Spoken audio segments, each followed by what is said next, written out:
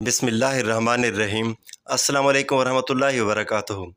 जब जहन्नम में मुसलमानों को कुछ अरसा गुजर जाएगा तो काफिर उन्हें ताना देंगे कि तुम लोग तो अल्लाह और उसके रसूल को मानते थे और बड़ा फ़ख्र करते थे कि हम मुसलमान हैं, लेकिन उसके बावजूद जहन्नम में जल रहे हो। तुम्हारा खुदा तुम्हारे किस काम आया? ये सुनकर अचानक अल्लाह ताला बिस्मिल्लाहिर्रहमानिर्रहीम। जहन्नम हकीकतन एक दिल दहला देने वाला मकाम है, लेकिन बदकिस्मती से उम्मत मुसलमान की अक्सरियत जहन्नम की अंधेर नगरियों और इन अजाबात में मुब्तला नजर आएंगे। दूसरी तरफ कुछ लोग ऐसे भी हैं जो इस दुनिया के आर्जी होने पर कामिल ईमान रखकर हकीकी दुनिया की तैयारी में लगे हुए हैं, और अल्लाह ताला को भी यकीनन ऐसे ही इंसान मतलूब हैं। ज़ेर मुतालिया किताब का भी बुनियादी मकसद यही है कि लोगों को जहन्नम की वादियों से आगाही दी जाए और इससे बचाव के लिए अल्लाह ताला की फराहम करदा तदाबीर पर अमल किया जाए। मेराज का पूरा सफ़र ही ऐसा है जिसे इंसानी अकल की कसौटी पर रखा जाए तो अकल उसे सोचने समझने से कासिर है।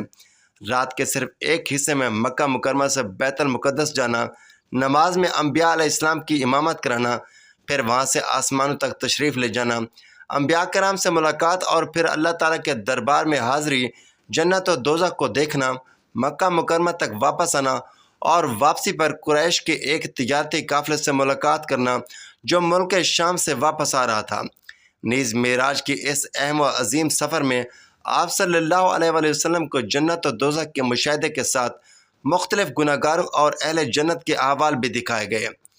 अब जन्नत और जहन्नम एक साथ देखे या यके बाद दिगरे इसकी तफसील नहीं मिलती, लेकिन रिवायात में वाक़या मेराज को एक ख़ास तरतीब के साथ ही नकल किया जाता रहा है। जैसे मालूम होता है कि यह मनाज़र नबी अकरम सल्लल्लाहु अलैहि वसल्लम ने बिल तरतीब देखे थे। दुनिया में इंसानी आँख कितनी ही मुतज़ाद चीज़ों को अपनी ज़ाहिराना निगाह में बैक वक्त देख लेती है। एक ही नज़र में हम सामने रख के पानी और आपको देख लेते हैं।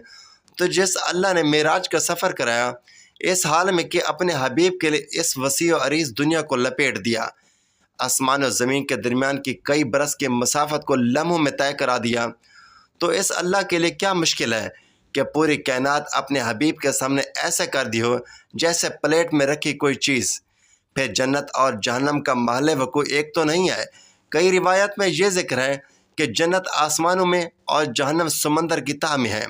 बहरहाल हमें इस वाक़े को अपनी नाक़िस अक़लों के तराजू पर तोलने की बजाय उसके मकासद पर गौर करना चाहिए और इससे हासिल होने वाली तालीमात पर अमल पैरा होना चाहिए।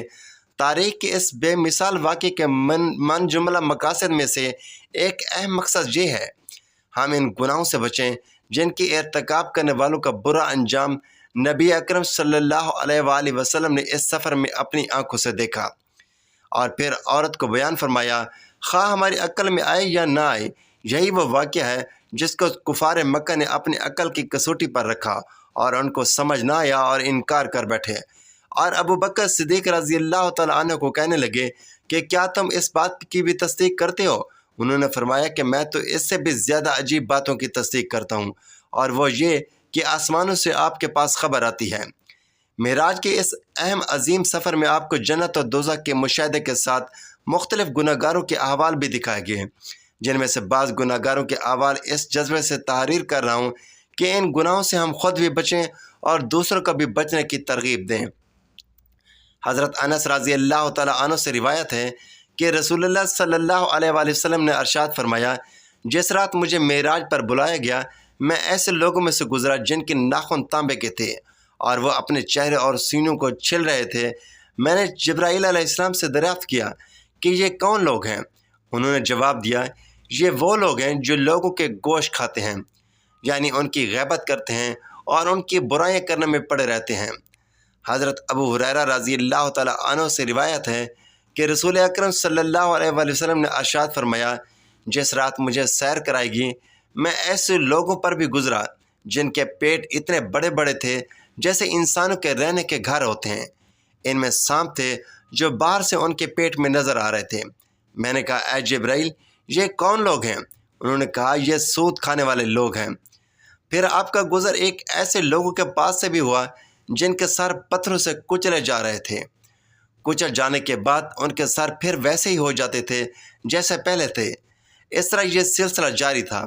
आप सल्लल्लाहु अलैहि वसल्लम ने पूछा, اے جبرائیل یہ کون لوگ ہیں؟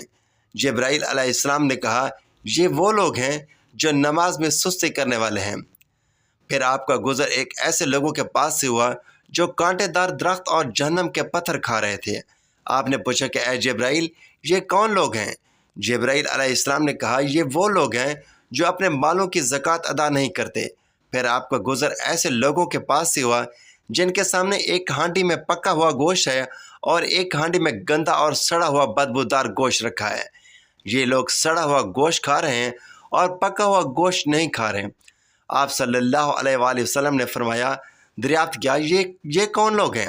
جبرائیل علیہ السلام نے کہا یہ وہ لوگ ہیں جن کے پاس اپنی حلال بیویاں ہونے کے باوجود وہ غیر عورتوں کے ساتھ زنا کرتے ہیں اور ان کے ساتھ راتیں گزارتے ہیں۔ حضرت عبداللہ بن عباس سے مروی ہے کہ حضور فرماتے ہیں کہ ایک مکان سے مجھے نہایت ہی اعلیٰ خوشبو کی مہک آنے لگی۔ میں نے کہا یہ کیسی خوشبو ہے؟ جواب ملا کہ فرعون کی بیٹی کی کنگھی کرنے والی خادمہ اور اس کی اولاد کی مہک ہے۔ ایک دفعہ اس کے ہاتھ سے کنگھی گری تو اس نے کہا بسم اللہ۔ فرعون کی بیٹی نے کہا اللہ تو میرا باپ ہے۔ اس خادمہ نے جواب دیا کہ میرا اور تیرے باپ کا پروردگار صرف اللہ تعالیٰ ہے۔ فرعون کی بیٹی نے کہا کیا میرے باپ کے علاوہ میرا کوئی اور رب بھی ہے؟ اس نے کہا میرا اور تیرے باپ کا ایک ہی رب ہے اور وہ ہے اللہ تعالیٰ۔ فرعون کی بیٹی نے اپنے باپ کو ساری بات سنائی۔ فرعون نے اس خادمہ کو بلوایا اور کہا کہ تم میرے سوا کسی اور کو رب مانتی ہو؟ کہا ہاں میرا اور تیرا پروردگار اللہ ہے۔ فرعون نے اسی وقت حکم دیا کہ تانبے کی گائے کو آگ میں تپایا جائے۔ جب وہ بالکل آگ جیسی ہو جائے تو پھر اسے اور اس کے بچے کو ایک ایک کر کے اس میں ڈال دیا جائے۔ اس مومنہ عورت نے فرعون سے کہا میری ایک درخواست ہے۔ اس نے کہا کیا ہے؟ اس نے کہا میری اور میرے بچوں کی ہڈیاں ایک جگہ ڈال دینا۔ فرعون نے کہا اچھا تیرے کچھ حقوق ہمارے ذمہ ہیں اس لیے یہ ہمیں منظور ہے۔ تو فرعون نے حکم دیا کہ ایک ایک کر کے اس کے بچے کو آگ کی طرح تپتی ہوئی گائے میں ڈال دو۔ جب دودھ پیتے بچے کی باری آئی فرعون کے سپاہی نے اس بچے کو چھینا تو وہ گھبرائی تو اللہ تعالیٰ نے دودھ پیتے بچے کو بولنے کی قوت عطا فرمائی۔ اس نے اپنی ماں سے کہا امی جان افسوس نہ کریں اور نہ ہی پس پیش کریں، آپ حق پر ہیں۔ وہ لوگ اس واقعے سے عبرت حاصل کریں جو روپے پیسے کی خاطر اپنے دین سے پھر جاتے ہیں، مشرک اور کافر ہو جاتے ہیں۔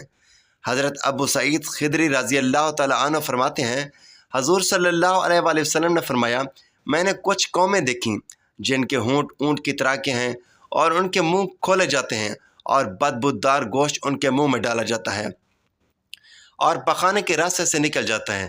وہ چیخ پکار کر رہے ہیں۔ میں نے حضرت جبرائیل علیہ السلام سے پوچھا اے جبرائیل یہ کون لوگ ہیں؟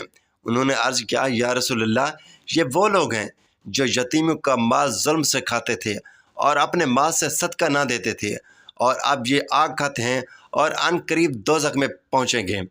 حضرت ابو سعید خدری سے روایت ہے کہ رسول اکرم صلی اللہ علیہ وآلہ وسلم نے فرمایا شب معراج میں نے کچھ لوگوں کو دیکھا، ان کے ہونٹ اونٹ کے ہونٹوں کی طرح کے تھے، بلائی لب سکڑا ہوا اور نچلا ہونٹ سینے پر لٹکا ہوا۔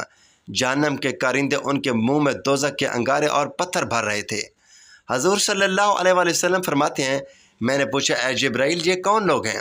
حضرت جبرائیل علیہ السلام نے عرض کیا یا رسول اللہ یہ وہ لوگ ہیں جو یتیموں کا مال نہ حق کھاتے تھے۔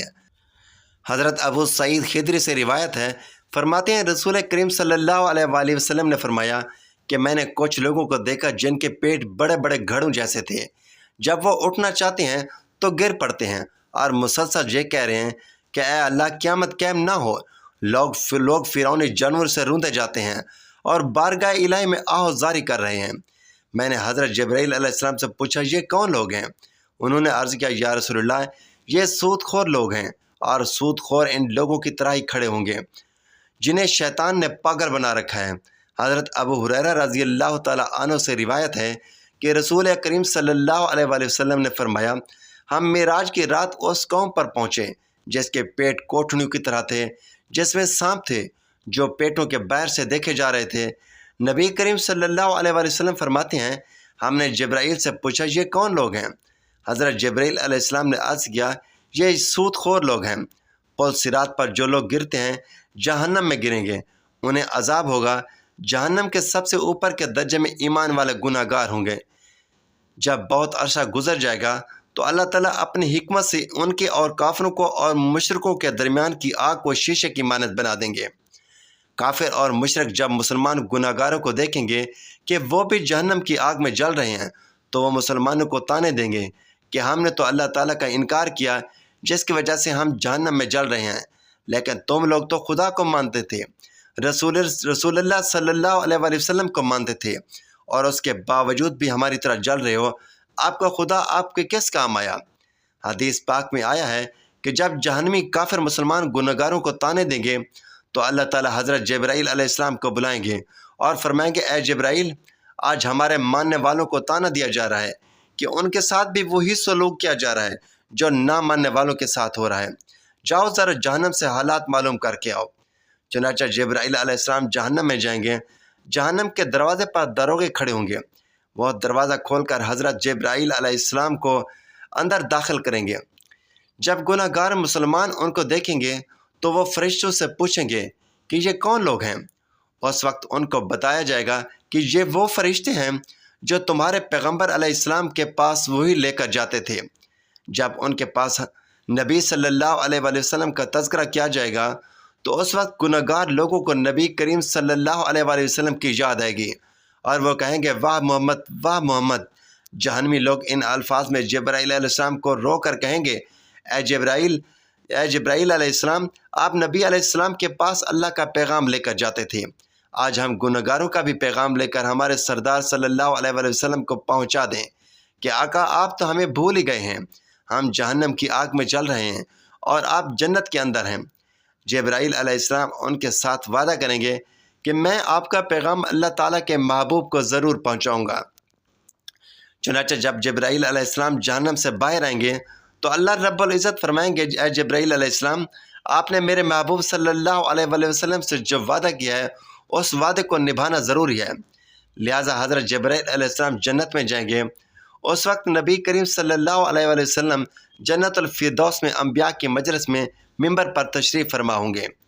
جبرائیل علیہ السلام کو جب آتا دیکھیں گے تو فرمائیں گے، اے جبرائیل، آج کیسے آنا ہوا؟ حضرت جبرائیل علیہ السلام نے عرض کریں گے، میں آج آپ کی امت کے گناہ گاروں کا پیغام آپ کے پاس لے کر آیا ہوں۔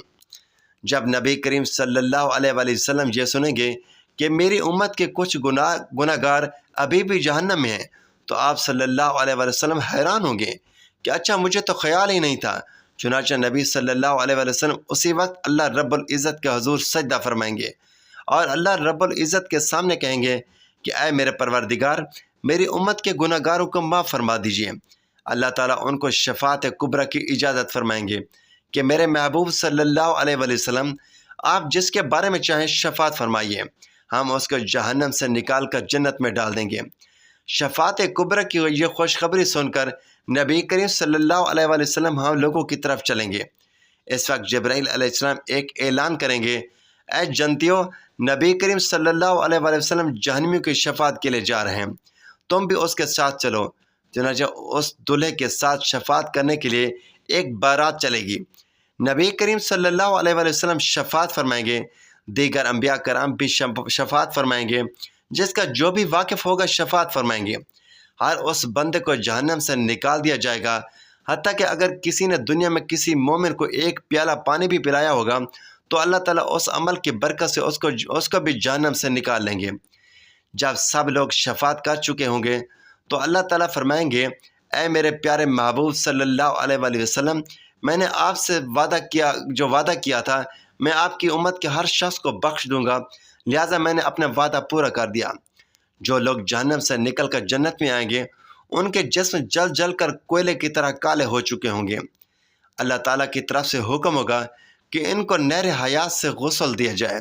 چنانچہ جب ان کو غسل دیا جائے گا تو ان کے جسم ٹھیک ہو جائیں گے، لیکن ان کے ماتھے پر عطائے رحمان کا نام لکھ دیا جائے گا، جس کا مطلب یہ ہوگا کہ رحمان نے اپنی رحمت سے ان کی بخشش کر دی ہے۔ اس کے بعد ان کو جنت میں بھیج دیا جائے گا۔ اب نبی کریم صلی اللہ علیہ وآلہ وسلم کی امت کا کوئی بھی گناہ گار پیچھے نہیں رہے گا، سب کے سب بخش دیے جائیں گے۔ اللہ تعالیٰ سے دعا ہے کہ اللہ تعالیٰ ہمیں دین کی مکمل سمجھ بوجھ عطا فرمائے اور دین حق پر چلنے کی توفیق عطا فرمائے اور ہمارا خاتمہ ایمان پر فرمائے، آمین۔